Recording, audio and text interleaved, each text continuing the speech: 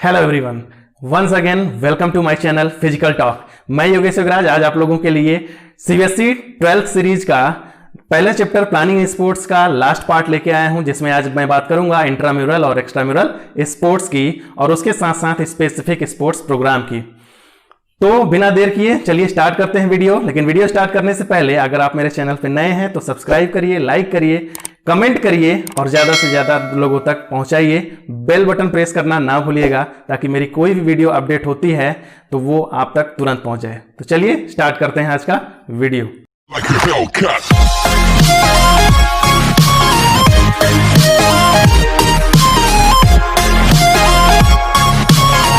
आज के इस वीडियो में हम बात करेंगे इंट्राम्यूरल स्पोर्ट्स और एक्स्ट्राम्यूरल स्पोर्ट्स की। तो सबसे पहले हम देखते हैं कि इंट्राम्यूरल स्पोर्ट्स क्या होते हैं। इंट्राम्यूरल्स, इंट्रा का मतलब होता है, इंट्राम्यूरल्स दो वर्ड से मिलकर बना होता है, दो लैटिन वर्ड होते हैं, एक है इंट्रा और दूसरा है म्यूरल या म्यूरालिस। ऐसे स्पोर्ट्स जो कि इंट्रा मीन्स इनसाइड, म्यूरल या म्यूरालिस का मतलब होता है वॉल। ऐसे स्पोर्ट्स जो इनसाइड द वॉल ऑर्गेनाइज की जाते हैं उनको इंट्राम्यूरल स्पोर्ट्स किया जाता है। इनसाइड द वॉल मीन्स ऐसे स्पोर्ट्स या ऐसे कंपटीशन जो within an institution organize किए जाते हैं, सिर्फ एक इंस्टीट्यूशन में, और जहां पर सिर्फ वहां के बच्चे पार्टिसिपेट करें, बाहर के प्लेयर या बाहर के स्टूडेंट्स उसमें पार्टिसिपेट ना कर पाएं, ऐसे स्पोर्ट्स कहलाते हैं इंट्राम्यूरल स्पोर्ट्स। इंट्राम्यूरल स्पोर्ट्स की अगर बात करें तो इंडिया में ये इंटर हाउस कंपटीशंस के नाम से जाना जाता है। हाउस वाइज क्या किया जाता है, टीम को डिवाइड किया जाता है, red, yellow, blue, green, white जो भी होते हैं उसमें डिवाइड किया जाता है और फिर उनके बीच में कंपटीशन ऑर्गेनाइज किए जाते हैं। तो ऐसे कंपटीशन ही इंट्राम्यूरल कहलाते हैं। अब बात करते हैं इनके ऑब्जेक्टिव्स की। अगर हम बात करते हैं कि ऑब्जेक्टिव्स क्या क्या होते हैं, क्या मोटो है इनकी इंपॉर्टेंस क्या होती है, अगर इसकी बात करें तो यहां पर सबसे पहले आता है इंक्रीज पार्टिसिपेशन। ये क्या करता है, इंक्रीज पार्टिसिपेशन। ये जितने भी स्टूडेंट्स होते हैं ये मास पार्टिसिपेशंस के लिए बहुत ही अच्छा प्लेटफॉर्म होता है। यहाँ पर क्या होते हैं कि बहुत ज़्यादा बच्चे पार्टिसिपेट करते हैं और ज़्यादा से ज़्यादा लोगों के अंदर इसके अबाउट अवेयरनेस भी होती है कि नहीं हमें इसमें पार्ट करना है, हमें अपने स्किल्स को दिखाना होता है, जिसके लिए एक ये बहुत ही अच्छा प्लेटफॉर्म होता है, जो कि हमारा नेक्स्ट ऑब्जेक्टिव है, प्रोवाइडिंग अ प्लेटफॉर्म। यहाँ पर टू शो देयर टैलेंट। यहां पर क्या होता है कि स्टूडेंट्स को एक प्लेटफॉर्म मिलता है जहां पर अक्सर क्या होता है, कुछ बच्चों के अंदर साइनेस होती है, शर्मीले टाइप के होते हैं, उनको अभी बोल दिया जाए कि बाहर आ जाके आपको खेलना है तो वो उतना इंटरेस्ट नहीं लेते। तो ये जो हेजिटेशन है इसको खत्म करने का, एक बिगिनर्स के हेजिटेशंस को खत्म करने के लिए सबसे अच्छा ये मीडियम माना जाता है। तो एक वहां पर उनको इस तरीके का प्लेटफॉर्म मिल गया जहां पर वो क्या करते हैं, अपने टैलेंट्स को शो करते हैं और जितना उनका एफर्ट होता है उससे ज्यादा वो एफर्ट लगाने की भी कोशिश करते हैं फॉर द विनिंग। नेक्स्ट अगर बात करें ऑब्जेक्टिव की तो सर्चिंग न्यू टैलेंट। ये अक्सर ये होता है कि जब हमें किसी स्कूल्स की टीम को जो होता है नेक्स्ट लेवल के लिए भेजना होता है तो हम इस तरीके के एक जो है इंट्राम्यूरल स्पोर्ट्स को ऑर्गेनाइज कर देते हैं, इंट्राम्यूरल कंपटीशन को हम ऑर्गेनाइज कर देते हैं। अब वहां पर क्या होता है, तो वहां पर क्या होता है, जब मास पार्टिसिपेशन होता है तो हमें कुछ ऐसे भी टैलेंट्स मिल जाते हैं जो कभी शो नहीं करते हैं। कुछ स्टूडेंट्स ऐसे होते हैं जो केवल पढ़ते हैं लेकिन वो खेलने में भी आगे होते हैं। तो जब इस तरीके का उनको एक प्लेटफॉर्म मिलता है तो वहां पर वो पार्टिसिपेट तो करते हैं लेकिन उसके साथ साथ हमें हमारे इंस्टीट्यूशंस के लिए भी इस तरीके के टैलेंट मिल जाते हैं। तो यहाँ पर क्या होता है कि नए नए टैलेंट्स को खोजने का एक अच्छा मीडियम होता है इंट्राम्यूरल स्पोर्ट्स। फिर अगर इसके बाद बात किया जाए, नेक्स्ट अगर बात करें ऑब्जेक्टिव्स की तो आता है इम्प्रूव फिटनेस। बहुत ज़्यादा ज़रूरी होता है ये, चाहे आप केजी से बात करें चाहे हायर लेवल तक की बात करें, ठीक, तो उस कंडीशन में क्या होता है, लोगों के लिए फिटनेस बहुत ज़्यादा ज़रूरी हो जाता है। तो फिटनेस के लिए ही अगर देखा जाए तो स्पोर्ट्स वगैरह में पार्टिसिपेट करना बहुत ही अच्छा होता है। अक्सर देखा है जितने भी स्कूल्स होते हैं उनमें एक बेल होती है, किसी में वीकली होती है, किसी में पर डे होती है। तो उसमें क्या होता है कि जो इस तरीके से बेल होती हैं, स्पोर्ट्स पीरियड वगैरह होती हैं, तो उससे क्या होता है, बच्चों का डेवलपमेंट होता है। कहा भी गया है कि एक हेल्दी बॉडी में ही एक हेल्दी माइंड होता है। तो उस कंडीशन में क्या होता है कि जब आपकी बॉडी तभी हेल्दी होगी जब आप इनटेक अच्छा करेंगे, मीन्स खाएंगे अच्छा, और उसके साथ साथ फिजिकल एक्टिविटी भी करते हैं। तो इस तरीके की एक्टिविटीज से, इस तरीके के टूर्नामेंट्स, इस तरीके के स्पोर्ट्स ऑर्गेनाइज करने से वो फिटनेस के लिए भी वो बहुत ही हेल्पफुल होता है, फ्रूटफुल होता है। फिर अगर बात करें नेक्स्ट इसके ऑब्जेक्टिव्स की, तो improve social value. Social value भी बहुत सारे, अगर यूथ की अगर हम बात किया जाए तो अक्सर देखेंगे उनके अंदर निगेटिविटी बहुत ज़्यादा होती है। तो उस कंडीशन में आजकल की जो जनरेशन है वो तो काफ़ी ज़्यादा जो है धीरे धीरे एग्रेसिव होती जा रही है। तो उस कंडीशन में अगर इस तरीके के टूर्नामेंट्स होते हैं, इस तरीके के कंपटीशन ऑर्गेनाइज किए जाते हैं, तो उनके अंदर सोशल वैल्यू बहुत तेज़ी के साथ डेवलप करती है। वो चाहे ब्रदरहुड हो, चाहे वो टीम स्पिरिट हो, टीम वर्क हो, स्पोर्ट्समैन स्पिरिट हो, ये सब सारी चीज़ें उनके अंदर डेवलप होती हैं। तो ये उनके लिए भी अच्छा होता है, इंस्टीट्यूशंस के लिए भी अच्छा होता है, और सोसाइटी के लिए भी, कंट्री के लिए भी ये अच्छा होता है कि एक स्टूडेंट्स के अंदर सोशल वैल्यू, सोशल एथिक्स जो हैं, स्पोर्ट्स एथिक्स जो हैं, वो डेवलप होते हैं।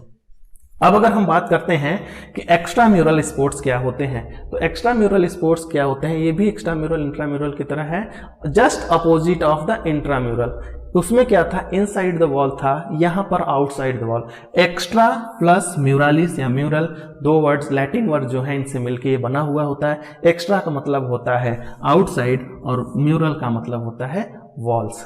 आउटसाइड द वॉल्स, ऐसे जो कंपटीशन जो आउटसाइड द वॉल्स जो होते हैं ऑर्गेनाइज होते हैं, मींस कहीं ऐसे जगह ऑर्गेनाइज होते हैं जहां पर दूसरे स्कूल्स के भी स्टूडेंट्स पार्टिसिपेट कर सकते हैं, दूसरे जगह के भी, पर्टिकुलर डिस्ट्रिक्ट के, पर्टिकुलर स्टेट के भी, अलग अलग जो जितने भी स्टेट लेवल हैं, क्लस्टर है, जोनल है, ये सब जितने भी कंपटीशन होते हैं, ये सब आपके extra mural sports, extra mural tournaments, extra mural competitions में के अंदर आते हैं।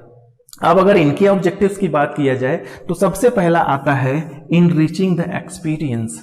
ये क्या होता है, अभी इनसाइड जो है अगर हम बात करें हैं इंट्राम्यूरल की अगर बात किए हैं हम यहाँ पर, तो यहाँ पर पार्टिसिपेशन होता है, उनको एक प्लेटफॉर्म मिलता है अपने टैलेंट्स को शो करने का। लेकिन अब वो टैलेंट लेके जब वो आगे जाते हैं, उनके पास जो टैलेंट है, लेकिन जब एक्स्ट्रा म्यूरल की कंडीशन में जब वो जाते हैं, बाहर देखते हैं, खेलते हैं, तो उनका एक्सपीरियंस भी डेवलप होता है, इन्हेंस होता है, इनरीच होता है।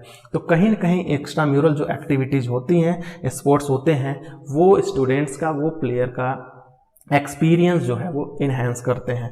दूसरा अगर बात करें ऑब्जेक्टिव की, improve the standard of sports. अक्सर ऐसा होता है कि स्कूल पीरियड के अगर बेल की बात करें तो बच्चे क्या होते हैं, कोई बॉल लेके खेल रहा है तो कोई जो है कहीं भी लेके खेल रहा होता है, किसी तरीके से वो 30 या 40 मिनट्स की जो एक बेल बनी होती है, बस उसको केवल पास कर देते हैं, बस उसका कोई स्टैंडर्ड नहीं होता है। अगर बात करें, अगर बाहर की अगर बात करते हैं, स्कूल के बाहर की बात करते हैं, तो क्या होता है कि वहाँ पर कोई भी किसी भी तरीके से अपना कोई गली क्रिकेट खेल रहा है, तो कोई किसी भी तरीके से बैडमिंटन खेल रहा है, वो कोई भी जो है किसी भी तरीके से उनका कोई स्टैंडर्ड नहीं होता। लेकिन यहाँ पर जब बात करते हैं एक्स्ट्रा म्यूरल की कंडीशन में क्या होती है कि जब वो पार्टिसिपेट करते हैं तो वहाँ पर जब उनका एक्सपीरियंस इनरीच होता है, इनहेंस होता है, तो कहीं ना कहीं वो स्पोर्ट्स के स्टैंडर्ड्स भी डेवलप होते चले जाते हैं। फिर उसके बाद अगर बात करते हैं नेक्स्ट, तो searching the talents for the next level. अभी हमने इंट्राम्यूरल में भी इसकी बात किया था कि ये जो एक प्लेटफॉर्म होता है जहां पर एक हम नेक्स्ट लेवल के लिए टैलेंट सर्च करते हैं। तो एक्स्ट्राम्यूरल एक्टिविटी भी इसी तरीके की होती है। वहां पर क्या होता है कि इस तरीके से सपोज करिए डिस्ट्रिक्ट लेवल का कोई टूर्नामेंट है, तो अब वहां पर वो क्या होगा कि वो एक सिलेक्शन ट्रायल हो जाता है फॉर द नेक्स्ट लेवल। वो नेक्स्ट लेवल के लिए जो होता है वो सिलेक्शन ट्रायल हो जाता है। तो इसी वजह से तो क्या होता है कि हमें वहां पर पर्टिकुलर टूर्नामेंट्स की अगर हम बात करें तो वहां पर हमें एक नए टैलेंट्स मिलते हैं नेक्स्ट लेवल के लिए। फिर उसके बाद नेक्स्ट अगर ऑब्जेक्टिव्स की बात करते हैं तो knowledge of new rules and techniques. अक्सर ऐसा देखा गया है कि लोग जब खुद से गेम वगैरह खेलते हैं तो उसको मॉडिफाइड कर देते हैं। गली क्रिकेट खेल रहे हैं, रूल आउट क्रिकेट खेल रहे हैं, बैडमिंटन खेल रहे हैं, एक इमेजिनरी लाइन बना लिया और खेल रहे हैं, वहां पर कोई रूल्स एंड रेगुलेशंस फॉलो नहीं होते हैं। तो अब क्या होता है कि जब इस तरीके के एक्स्ट्रा म्यूरल एक्टिविटीज़ में वो पार्टिसिपेट करते हैं, कहीं जाते हैं खेलने, तो वहाँ पर क्या होता है कि उनको नए नए नेशनल इंटरनेशनल, क्योंकि टूर्नामेंट्स तो नेशनल और इंटरनेशनल रूल से ही होते हैं, तो वहाँ पर क्या होता है कि उनको नए रूल्स सीखने को मिलते हैं। और साथ ही साथ जब वो देखते हैं, ज़्यादा से ज़्यादा लोगों के गेम्स देखते हैं, मैचेस देखते हैं, तो उनके अंदर भी जो वो उनकी टेक्निक्स हैं उनको कॉपी करने की भी कोशिश करते हैं, तो जिसकी वजह से वो नई नई टेक्निक्स भी सीखते जाते हैं। फिर उसके बाद नेक्स्ट आता है आपका सफिशिएंट एंड सिस्टमेटिक प्रैक्टिस। अक्सर ऐसा होता है कि 30-40 मिनट की जो स्पोर्ट्स बेल होती है वो सफिशिएंट नहीं होती है किसी भी गेम्स के लिए, प्रॉपर प्रिपरेशन के लिए। तो उस कंडीशन में क्या होता है कि अगर एक्स्ट्रा म्यूरल वगैरह की जो एक्टिविटीज़ होती हैं, तो जब आपका नेक्स्ट लेवल के लिए सिलेक्शन हो जाता है तो कैंप वगैरह भी लगाए जाते हैं। तो वहाँ पर क्या होता है, या स्कूल वगैरह भी आपको इतना टाइम देते हैं कि आप अलग से स्पोर्ट टीचर वगैरह के सुपरविजन में आप प्रैक्टिस कर सकते हैं। तो वहाँ पर क्या होती है कि उनको सफिशिएंट टाइम मिल जाता है प्रैक्टिस के लिए, और वो जो प्रैक्टिस होती है वो आपकी सिस्टमैटिक होती है।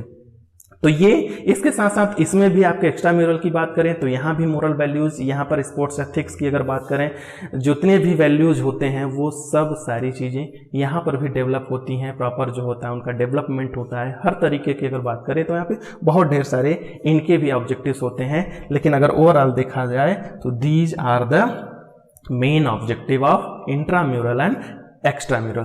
तो ये रहा आपका इंट्राम्यूरल एंड एक्स्ट्राम्यूरल स्पोर्ट्स।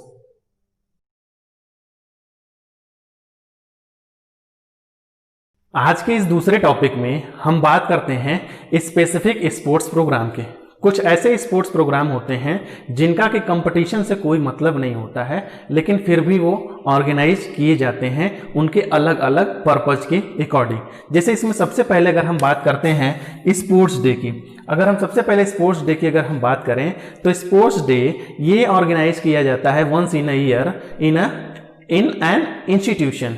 वहाँ पर क्या होता है कि एक साल में इस तरीके के ऑर्गेनाइज किए जाते हैं। तो जैसे कि अभी हमने इंट्राम्यूरल्स के समय बताया कि उस समय इस तरीके की एक्टिविटी जब ऑर्गेनाइज की जाती है तो बच्चे बहुत ज़्यादा पार्टिसिपेट्स करते हैं, मास पार्टिसिपेशन होता है, उनके अंदर एक एंथुजियाज्म होता है, एक्साइटेड होते हैं बच्चे कि हमें पार्टिसिपेट करना है, हमें मेडल जीतना है, हमें वो सब सारी चीज़ें करनी है जो कि हमें हाईलाइट कर सकें। तो यहाँ पर स्पोर्ट्स डे में इस तरीके की चीज़ें ऑर्गेनाइज की जाती हैं। इंस्टीट्यूशन, पीई टीचर्स जो होते हैं, स्पोर्ट टीचर, वो इस तरीके की चीज़ें ऑर्गेनाइज करते हैं। वहां पर क्या होता है कि अलग अलग स्पोर्ट्स एक्टिविटीज 1 डे 2 डेज जैसा जो है मैनेजमेंट उनको परमिशन देता है, जैसा ऑर्गेनाइजेशन होता है उस तरीके की चीजें ऑर्गेनाइज की जाती हैं। और उसके बाद अलग अलग एक्टिविटीज होती हैं, अलग अलग स्पोर्ट्स और गेम होते हैं, तो वो ऑर्गेनाइज किया जाता है। तो बच्चों के अंदर जो होता है वो उस चीज के लिए एक्साइटमेंट तो होता ही साथ स्पोर्ट्स और इन सब एक्टिविटीज की वजह से उनके अंदर पार्टिसिपेशन को लेके और उनके अलावा जो भी उनके डेवलपमेंट होते हैं वो सब सारी चीज़ें होती जाती हैं। यहाँ पर भी कंपटीशन जो होते हैं स्पोर्ट्स डे की अगर बात करें तो इंटर हाउस कंपटीशन ही स्पोर्ट्स डे में ऑर्गेनाइज किए जाते हैं। अलग अलग जो होते हैं हाउस, अलग अलग हाउस के अगेंस्ट जो है वो मैच खेलते हैं और फिर उनके अलग अलग प्लेस डिसाइड होते हैं। दूसरा अगर बात करते हैं हेल्थ रन की बात करें तो ये भी एक स्पेसिफिक स्पोर्ट्स प्रोग्राम होता है। यहाँ पर क्या होता है कि हेल्थ डिपार्टमेंट्स और स्पोर्ट्स डिपार्टमेंट मिलकर इस तरीके का एक चैरिटी के लिए फंड रेज करने के लिए फॉर द चैरिटी ये क्या करते हैं कि इस तरीके की चीज़ें ऑर्गेनाइज करते हैं। यहाँ से जो भी चीज़ें मिलती हैं, जो भी जितनी भी इनकम होती है, उन्हें किसी न किसी चैरिटी के लिए यूज किया जाता है। साथ ही साथ हेल्थ डिपार्टमेंट क्या करता है, एक पर्टिकुलर उसको एक ऑब्जेक्टिव सेट कर देता है, लोगों को अट्रैक्ट करने के लिए कोई एक अवेयरनेस प्रोग्राम भी वो चला देता है। तो रनिंग स्टार्ट होने से पहले वो क्या करते हैं, वो अपना हेल्थ रिलेटेड जो भी मैसेज होते हैं वो स्प्रेड करते हैं। उसके बाद रनिंग होती है, फिर उसके बाद कुछ न कुछ प्राइज रख दिए जाते हैं for the motivation of the participants. जो विनर होगा उसके मोटिवेशंस के लिए बाकी के लोग अट्रैक्ट होकर उसकी तरफ आते हैं। बहुत ही नॉमिनल चार्जेस के लिए रखे जाते हैं, एंट्री फीस रखी जाती है और इस तरीके की चीज़ें ऑर्गेनाइज की जाती हैं। फिर इसके बाद नेक्स्ट अगर हम बात करते हैं तो आता है हमारा run for fun. Run for fun भी जैसा कि इसके नाम से ही क्लियर हो रहा है, रन फॉर फन। तो यहाँ पर इस तरीके की जो एक्टिविटी होती है, इस तरीके का जो स्पेसिफिक स्पोर्ट्स प्रोग्राम ऑर्गेनाइज किया जाता है। तो यहाँ पर भी क्या होता है कि मेन मोटो जो होता है वही होता है फंड रेज करना चैरिटी वगैरह के लिए। अलग अलग जो होता है लोग क्या करते हैं, कुछ एनजीओ होते हैं इस तरीके की चीज़ें करते हैं, रोटरी क्लब, लायंस क्लब, ये सब जो इस तरीके के होते हैं, एनवाईके वगैरह होते हैं, इस तरीके से वो चीज़ें ऑर्गेनाइज करते हैं, जिसके बाद वहाँ से जो भी फंड रेज होता है वहाँ पर उसको चैरिटी के लिए डोनेट कर दिया जाता है। तो ये जो एक्टिविटी होती है इसमें आते हैं इंडिविजुअल लोग आते हैं, अलग अलग लोग आते हैं, पार्टिसिपेट्स करते हैं। ये जितनी एक्टिविटीज़ यहाँ पर हम बता रहे हैं एक्सेप्ट ऑफ स्पोर्ट्स डे, ये सब जो होते हैं ओपन फॉर ऑल की कंडीशन होती है। कोई भी इसमें किसी भी एज का वो पार्टिसिपेट्स कर सकता है। तो नाम इसका रन फॉर फन है, तो लोग यहाँ पर एंजॉय करते हैं, फ्रॉलिक एक्टिविटीज़ होती हैं, इधर उधर उछलते कूदते हैं, सेल्फी वगैरह खींचते हैं, कोई एक सेलिब्रिटी बुला ली जाती है। तो क्या होता है कि सब कुछ उन्हें जब एक ही मंच पे मिलता है तो वो उनके लिए एंजॉयमेंट का भी एक माध्यम बन जाता है और फंड रेज हो जाते हैं चैरिटी वगैरह के लिए। फिर उसके बाद अब नेक्स्ट बात करते हैं रन फॉर यूनिटी की बात करते हैं। तो इसी तरीके से भी वर्ल्ड वाइड मैसेज स्प्रेड करने के लिए कि वी आर यूनाइट, एक कंट्री क्या करती है अलग अलग इस तरीके की रन ऑर्गेनाइज करते हैं, अवेयरनेस प्रोग्राम्स जो होते हैं उसको जो ही इसमें शामिल कर दिया जाता है। तो यहाँ पर एक क्या होता है, वर्ल्ड वाइड जो होता है एक मैसेज जाता है ब्रदरहुड का, पीस का, हारमोनी का, ये सब जो है मैसेज जाता है कि नहीं वी आर यूनाइट।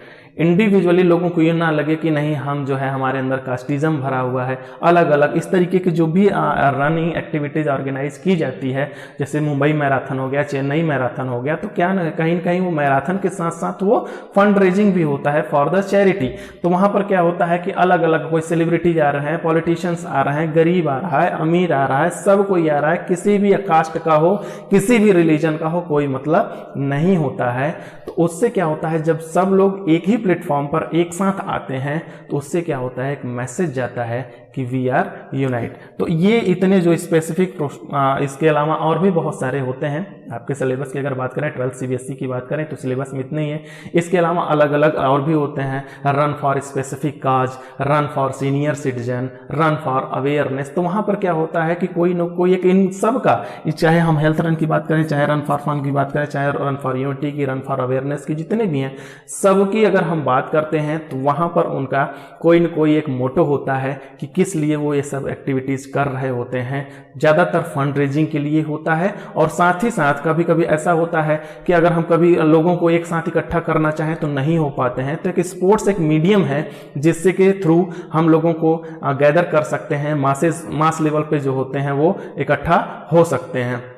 तो इस कंडीशन के लिए भी इस तरीके की चीज़ें ऑर्गेनाइज की जाती हैं। वहाँ पे पहले जो भी मैसेज होता है, जो भी अवेयरनेस से रिलेटेड अगर रनिंग है तो वहाँ पर कोई भी, चाहे वो एडोलसेंस के लिए हो, फॉर द गर्ल्स हो, फॉर द सीनियर सिटीजन हो, वो अवेयरनेस प्रोग्राम इस तरीके से चलाए जाते हैं और वहाँ पर उन सब चीज़ों के बारे में जानकारी दी जाती है। और फिर उसके बाद इस तरीके के जो होते हैं उनका स्टार्टअप होता है और उसके बाद कुछ जो विनर होते हैं उनके लिए कुछ अट्रैक्टिव प्राइज वगैरह रख दिए जाते हैं और इस तरीके से जो इसका ऑब्जेक्टिव होता है वो फुलफिल होता है। और एक चीज़ और इसमें आप देख रहे होंगे कि सब में एक कॉमन है, यहाँ पे भी रन की हम बात कर रहे हैं, रन फॉर फन में भी हम रन की बात कर रहे हैं, रन फॉर यूनिटी की बात कर रहे हैं। तो सब में रन इसलिए रखा जाता है क्योंकि रनिंग के लिए कोई हमें एक्स्ट्रा प्रिपरेशन करने की ज़रूरत नहीं होती है। कोई ऐसा नहीं है, बाकी अगर स्पोर्ट्स अगर रखेंगे तो हम उसके लिए हमें सबको इक्विपमेंट्स चाहिए, चाहे अगर क्रिकेट ही रख दें तो बैट बॉल हेलमेट जो भी सारे उसके प्रोटेक्टिव इक्विपमेंट्स हैं सब चाहिए। लेकिन रनिंग के लिए क्या होता है, सबके पास लोअर टी शर्ट होती ही है, रनिंग शूज हर घर में मिलता ही है या उसके लिए भी बहुत नॉमिनल उसके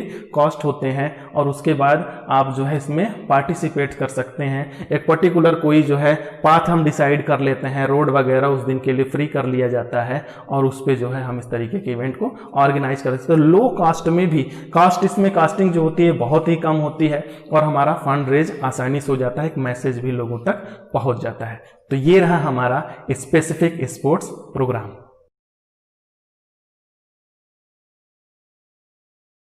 तो स्टूडेंट्स आज के लिए इतना ही। उम्मीद करता हूं आपको वीडियो पसंद आई होगी। अगर पसंद आई हो तो प्लीज कमेंट जरूर करिएगा, ज्यादा से ज्यादा लोगों तक शेयर करिएगा और किसी भी तरीके का अगर कोई डाउट हो तो प्लीज उसको कमेंट बॉक्स में जरूर लिखिएगा। मैं पूरी कोशिश करूंगा आपके डाउट क्लियर करने की। तो आज के लिए इतना ही, मिलते हैं नेक्स्ट वीडियो में। तब तक के लिए जय हिंद, वंदे मातरम।